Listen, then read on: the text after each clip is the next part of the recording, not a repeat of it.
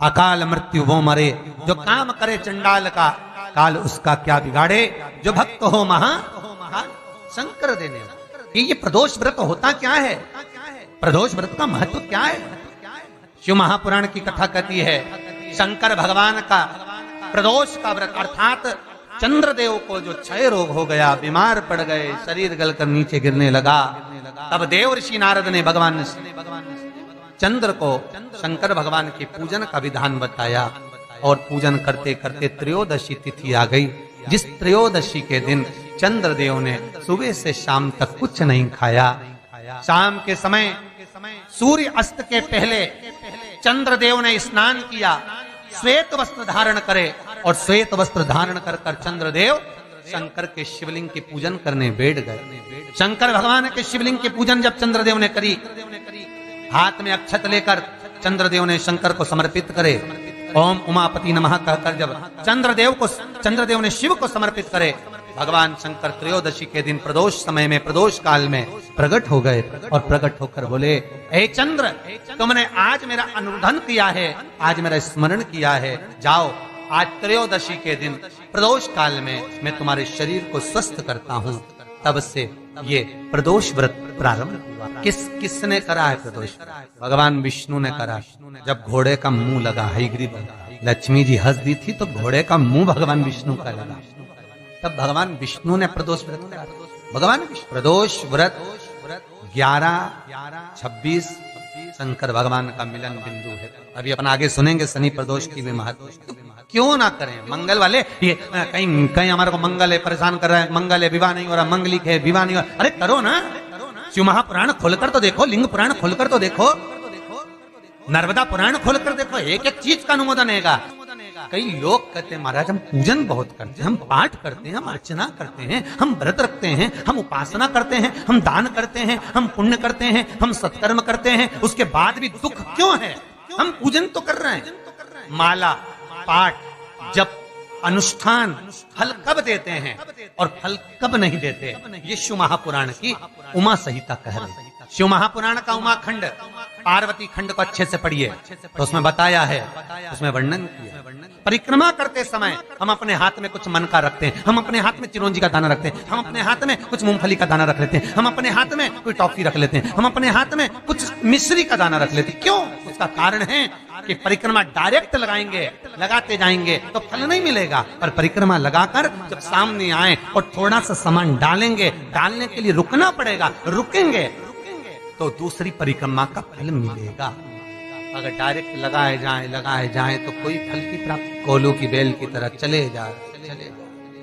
मेरा एक निवेदन हमेशा रहा है, आज फिर करूंगा निवेदन कि किसी तीर्थ में जब जाएं, काशी में पहुंच रहे हैं, विश्वनाथ की नगरी में जाना है, काशी जा रहे हैं, उज्जैनी जा रहे हैं, महाकाल का दर्शन करना है, ओमकारेश्वर जा रहे हैं, ओमकार का दर्शन करना है, महाराज सेलम जा रहे हैं, मल्लिकार्जुन का दर्शन करना है, केदारनाथ जा रहे हैं, केदारेश्वर का दर्शन करना है। मेरा उनसे निवेदन है जो गोवर्धन नाथ जी की परिक्रमा करने भी जाते हैं उनसे भी कहूंगा, जो काशी जाते हैं उनसे भी कहूंगा, नाथ दरबार जाते हैं उनसे भी कहूंगा कि रात को ट्रेन में बैठे, सुबेरे उतरे, दर्शन कला, गोवर्धन नाथ जी की परिक्रमा करिए और तुरंत ट्रेन में बैठे और भग कर अपने घर आ गए। ऐसे दर्शन से कोई फल नहीं है। कुछ देर जाकर भगवान के पास बैठकर उनसे बात तो करो, विश्वनाथ आपने बुलाया, बहुत दिनों के बाद बुलाया, बाबा बहुत याद आती है आपकी, आप कृपा करा करो, इतना धन इतना वैभव देना मेरे विश्वनाथ कि मैं दर्शन करने आ जाऊं। हे गोवर्धन नाथ, कई लोग गिरिराज जी की परिक्रमा करने जाते हैं, गोवर्धन नाथ जी की परिक्रमा करने जाते हैं, बिल्कुल खड़ी परिक्रमा, मैं कुछ खाऊंगा नहीं, मैं कहीं बैठूंगा नहीं, चले जा रहे, हांपड़ी भरा रही, पर शरीर थक रहा, पसीना बह रहा, चले जा रहे।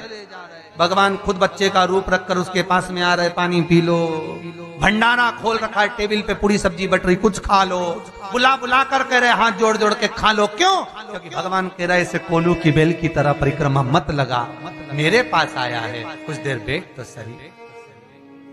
वो याद करिए, ना जी भर के देखा, ना कोई बात की, बड़ी आरजू थी मुलाकात की, ना हम उनसे जी भर कर देखे, ना मिले, ना जुले, ना बात करें।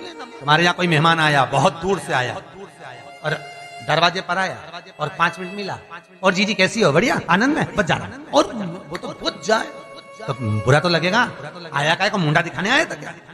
थोड़ी देर बैठ तो सारी, पानी तो पी ले, चाय पी ले, मैं बनाऊं। नहीं, मैं तो आया नहीं गया, बुरा तो लगेगा। भगवान को भी बुरा लगता है कि मैंने इतने प्रेम से तुझे निमंत्रण दिया मेरे दरबार में बुलाने के लिए, और मेरे दरबार में, मेरे मंदिर में आने के लिए मैं खुद निमंत्रण देता हूं तब कोई आता है। शिव महापुराण की कथा, भगवान का दरवाजा, तीर्थ व्रत, ये सारे जब तक भगवान ना चाहे कोई नहीं करवा सकता, कोई कर नहीं सकता।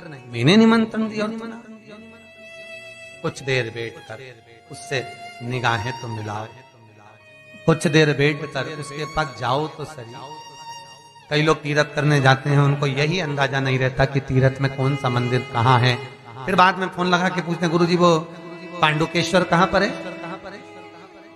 अरे भैया, बद्रीनाथ जाते हैं तो ड्राइवर से बोलो कि पांडुकेश्वर आए तो रोक गाड़ी, रोकेगा, गाड़ी से नीचे उतरो, सामने राइट में देखोगे तो पांडुकेश्वर का मंदिर है, थोड़ी नीचे पे। विश्वास रखकर शंकर के द्वार का एक कतरा मात्र भी जीवन का कल्याण कर देता है, क्योंकि उसकी भस्मी में भी करोड़ों का धन छुपा होता है। बखान क्या करूं मैं राखों के ढेर का, चपटी भभूत में है खजाना कुबेर का।